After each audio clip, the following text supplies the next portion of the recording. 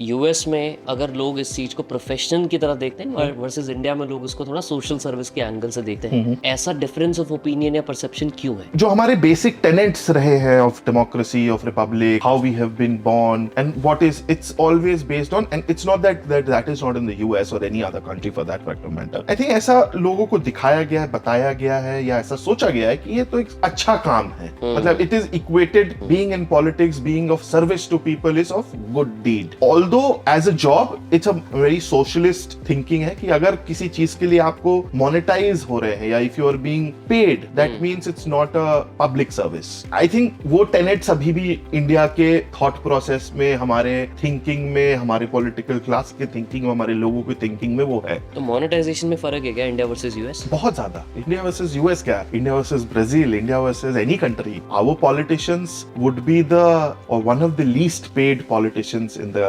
world. I mean, just to give you a very small example, BRICS की हम बात करते हैं, BRIC nations हैं, developing economies and developed economy, Brazil, Russia, South Africa, India. So इनके ही comparison में India is the biggest economy among all of this, at least the BRICS nations. Correct. Most of the parliamentarians, the member of parliaments in their respective countries are at least paid double or triple the amount what an Indian parliamentarian makes today. After purchasing power parity adjustment, parity power आप देख लो, जो PPP के हिसाब से देख लो, कैसे भी देख लो आप, तो भी वो डबल है, डबल ट्रिपल होगा आपको। ये आप मतलब anybody can go and check that data and find that out. अब अगर मैं यूएस से कंपेयर करूं, एक छोटा सा और एग्जांपल, यूएस में एक सेनेटर को या एक पार्लियामेंटेरियन को जो हाउस ऑफ रिप्रेजेंटेटिव में बैठता है, उसको कम से कम 15 से 17 अपने साथ ऑफिस स्टाफ रखने का अपॉर्चुनिटी है, या कहीं ना कहीं कवर्ड है वो cost, because they feel that their MPs और their representatives to work better or serve the people better. That is something which is the basis requirement of वो है। इंडिया का एक एमपी